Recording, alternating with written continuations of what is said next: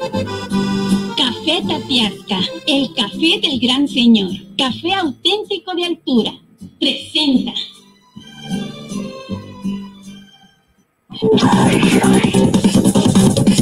La lectura de la semana.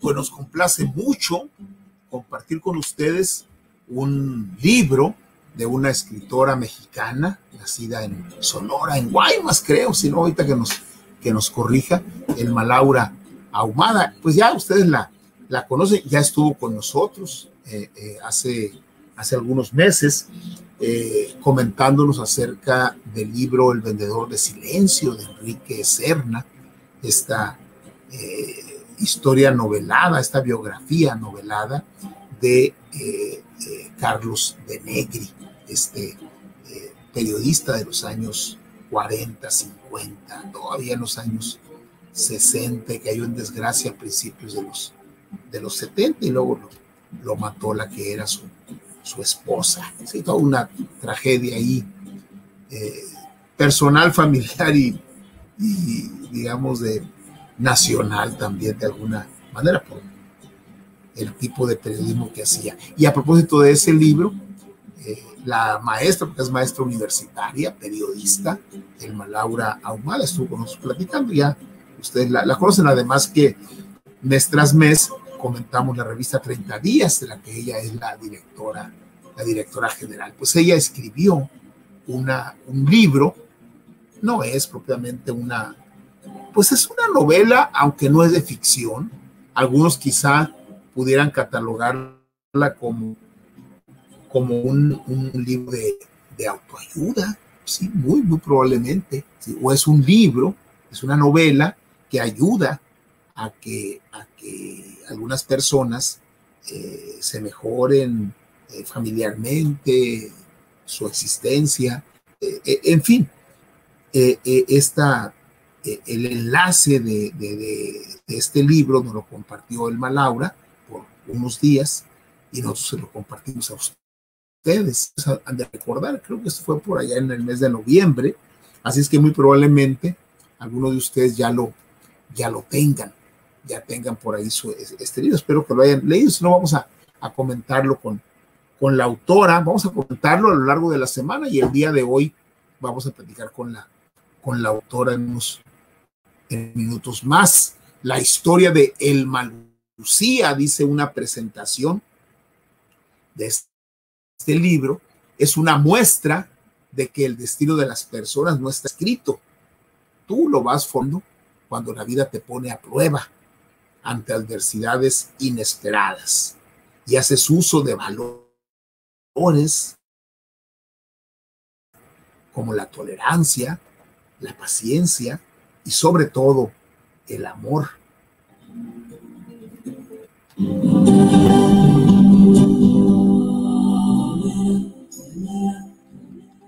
Describe hechos de alegría, de dolor, de tristeza, pero también de constancia, esfuerzo y esperanza que pueden inspirar a otras familias para enfrentar difíciles momentos que parecen imposibles resolver. Se trata además de un llamado a la inclusión, a la no discriminación. Que tome conciencia de la responsabilidad de formar nuevas generaciones con estos nuevos valores. Eso es lo que dice una presentación que nos encontramos por ahí de este texto. También lo relacionamos nosotros mucho, y usted se va a acordar, de que en el mes de agosto le dedicamos una semana a hablar acerca de la neurodiversidad, ¿sí? Y todo este tema de los niños, las niñas, que algunos llaman discapacitados, o otros llaman con alguna discapacidad, y que yo prefiero decirles que son niños, son niñas, son seres humanos con capacidades y formas diferentes a las del común aparentemente a lo normal, entre comillas. Y en Ana hablamos del síndrome de Down, hablamos del síndrome de Asperger, hablamos del autismo, ¿sí? Tratando de darle pues un enfoque distinto al que se da en la ciencia oficial, en la ciencia predominante, incluso o sea, en una perspectiva de un planteamiento alternativo. Incluso en una de las partes del libro, la autora nos dice que con Lucía, que es niña, niña joven, protagonista esencial, es central, acudieron a la medicina alternativa, ¿sí? Porque realmente con la medicina, digamos, tradicional o con las formas tradicionales, yo diría con la psicología tradicional o con la ciencia en general no tradicional, oficial, ¿sí? Pues no iban a lograr gran cosa porque hay un esquema predominante que ubica a estas personas como que algo tienen mal, ¿sí? Son diferentes a, vamos a decir, al común de la gente, y más que nada, estaríamos diciendo de manera más adecuada a mi juicio, a la forma como está estructurada esta realidad, a la forma como está estructurada nuestras escuelas, nuestras familias, incluso nuestra cultura. ¿Sí? Son formas diferentes. Entonces, yo les comentaba que el término neurodivergente es de una novela, creo que por allá de los años 50, 60, en donde a todas estas personas diferentes, ¿sí? Con una neurología, un cerebro distinto o zonas cerebrales que le predominan de manera distinta a como le predominan al resto de las personas, pues los metían a un manicomio y se acabó el problema, entre comillas, ¿sí? Los metieron a un manicomio, y llegó un momento en que eran tantos, pues que ya era imposible estar haciendo tantos manicomios, y entonces en esta sociedad tuvieron la brillante idea de irlos en naves espaciales y mandarlos a otro planeta para que vivieran ahí ellos solos y pues, alejados de la Tierra, y que la Tierra ya no tuviera esos problemas de tener a esas personas diferentes, neurodivergentes, ¿sí? Y allá en el otro planeta, estos diferentes, estos discapacitados, estos raros, ¿sí? Se empezaron a organizar, empezaron a aprovechar sus cualidades, ¿sí? Muy distintas y predominantemente distintas a los de los terrícolas, ¿sí? Y empezaron a demostrar que eran mejores todavía que las que estaban predominando en la Tierra, y se organizaron mejor, de una manera más inclusiva, más adaptativa, con más disciplina, con menos problemas, más armonía, ¿sí? Y en donde por ahí llegaban a ser alguien normal de la Tierra, pues bueno, pues iba a ser el divergente, el diferente, ¿sí? Entonces hablamos de todo eso por allá en agosto.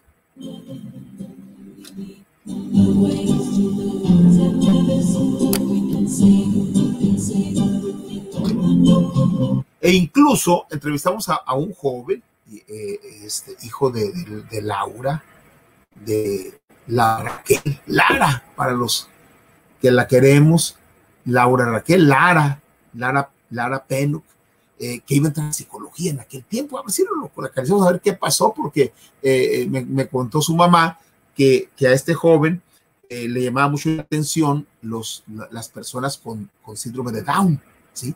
Y entonces que él iba a estudiar psicología y que se iba a especializar. Por ahí lo entrevistamos a este joven, pues que prácticamente él dice, pues yo no sé nada de eso, yo sé algunas cosas que he leído, me interesa mucho la psicología, la psiquiatría, el síndrome de Down, etcétera, y pues voy a estar aquí en la Universidad de Sonora a ver qué qué pasó por ahí. Vamos a ver si lo localizamos para platicar con él a propósito de este libro. Y platicamos también con Paola, ¿sí? Una joven ya de 18, 19 años,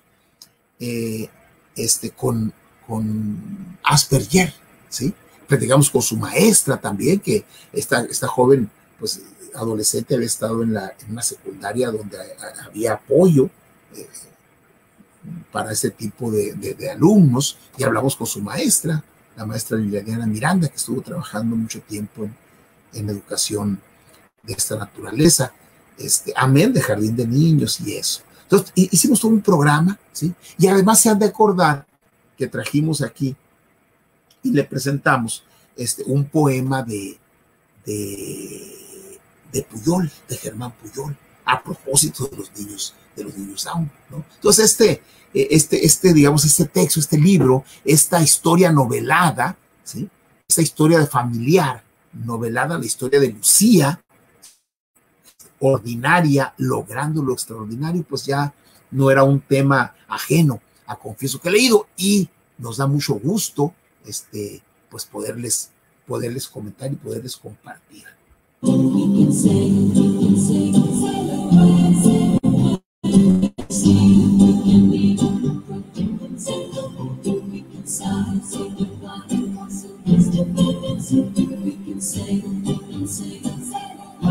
En el prólogo nos dicen que Lucía, ¿sí?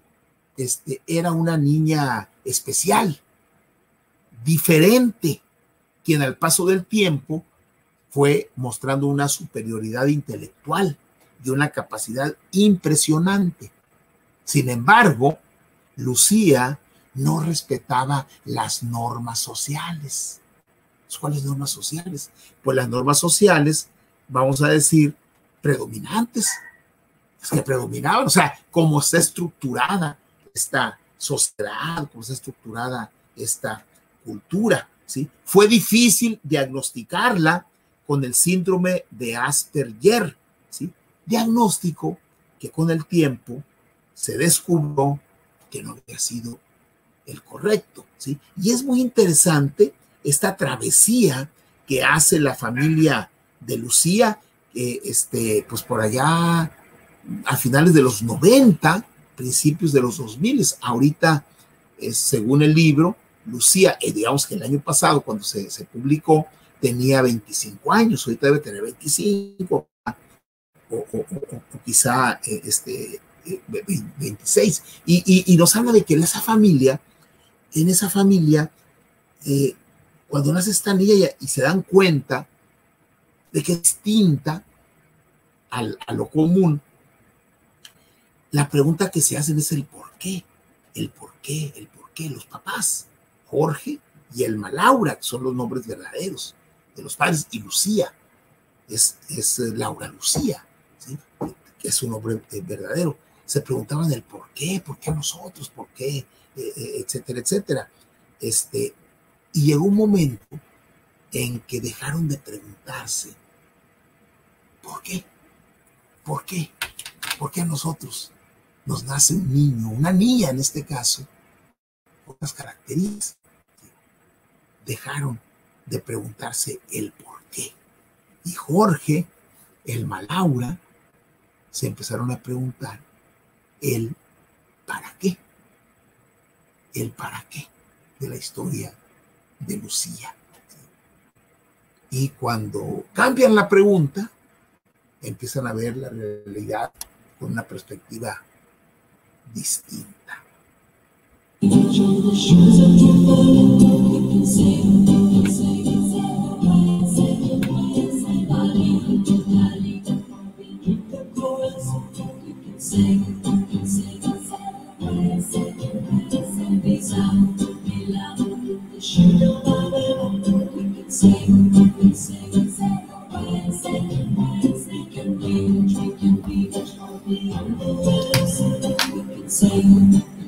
Estoy preguntando que si ya está Elma Laura aquí por el WhatsApp. Entonces, esa situación de cambiar la pregunta, el para qué, eso es lo que les da la pauta de lo que empiezan a a hacer, y empiezan ellos a poner en concordancia con esa niña, ¿sí? ¿Sí? Sus valores. La congruencia con los valores fue lo que hizo que los padres de Lucía pudieran descubrir el sentido, es decir, lo valioso de esta experiencia que la vida les brindaba. Entonces lo vieron como una experiencia, quizá como un reto, quizá como una situación que pues esto es lo que nos dio la vida, pues. Entonces no preguntemos por qué, preguntemos ¿para qué? ¿Para qué? ¿Y cómo vamos a vivir? ¿Cómo vamos a educar? ¿Cómo vamos a tratar a esta niña, a este ser humano, que es diferente? Esta historia, ¿sí?, que se comparte en la historia de Lucía, ¿sí?, le permitió a la familia descubrirse como personas y crecer de manera individual, tanto en lo personal como en lo familiar, en lo profesional y en lo humano. Fíjese, de acuerdo a lo que dice el libro, cada una de ellas, el papá, la mamá, creo que tiene una hermana, y luego la familia extendida, primos, tíos, tías, abuelos, abuelas, etcétera, ¿sí? Cambiar todo su entorno a través de ese, pues como dice el poema de Pujol, de Germán Pujol, Trisomía 21, creo que se llama, este regalo de Dios, ¿sí? Cada uno de ellos cambió, lo hizo a su manera y de la mejor forma posible, lo que hoy en día los hace no solamente mejores personas, sino más humanos, conscientes del otro, de las diferencias y de la importancia del respeto y del amor por las personas.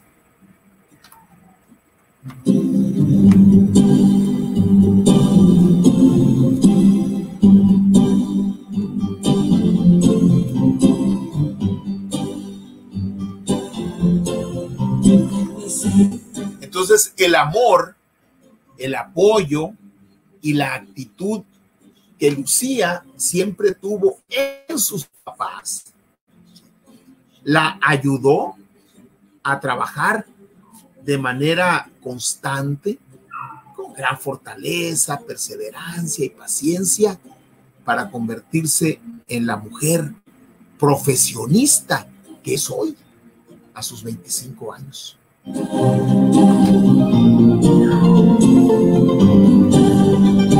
Entonces valdría la pena preguntarnos si este para qué y este cambio que hubo en la familia de Lucía, finalmente son millones en el mundo, ¿eh? Millones. Esta muchachita Greta, de allá creo que es de Suecia, de Suiza, una activista social, ¿sí? Es con estas características, ¿sí? Quizá un poco distintos a otro tipo de síndrome, pero más o menos por ahí, y hay millones, ¿eh? Hay millones. La pregunta que se me viene a la mente es ese cambio positivo que provocó la llegada de Lucía, de una niña con las características de Lucía, a la familia de Jorge y Elma Laura, ¿sí?, que los hizo mejores, la llegada los hizo mejores, humanos, en la expresión de la palabra. Esos millones de seres que nos llegan al mundo, ¿no vendrán a eso?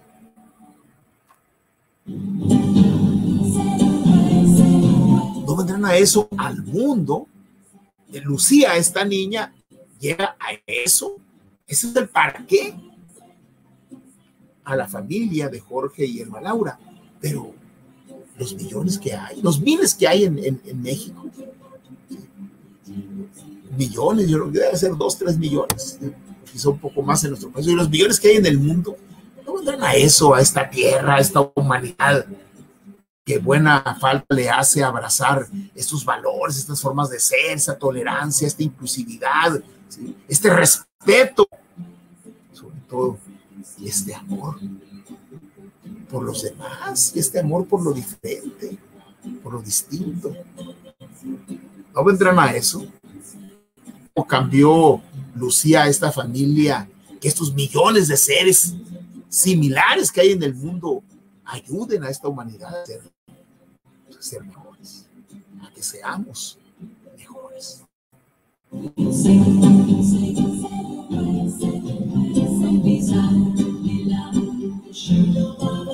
Y termina el prólogo escrito por Ivonne Vizcaíno Larrazolo con este párrafo. Dice: lo más valioso de la historia de Lucía es ver cómo, ante un escenario difícil y muy doloroso, la persona siempre tiene la posibilidad de decidir cuál será su actitud y cómo le responderá a la vida. La familia decidió transformar ese sufrimiento en un triunfo personal y familiar, descubriendo el sentido.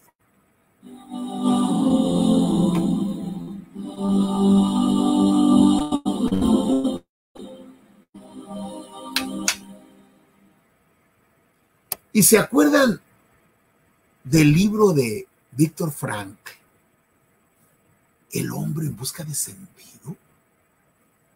Bueno, pues la llegada de Lucía a esa familia le permitió a esa familia, ¿sí?, descubrir el sentido de la vida. Café Tatiasca, el café del gran señor. Disfruta de un auténtico café 100% orgánico, sembrado, cultivado y cosechado por mujeres náhuatl en la tierra de Zongolica, Veracruz. Disfrútalo mientras te ponen bella en Ludic Salón y solicítalo al 6622-336232. Café Tatiasca, auténtico de altura. Tomamos nuestro separador y lo colocamos. Bienvenido al mundo de las vitaminas. Nutrición ortomolecular.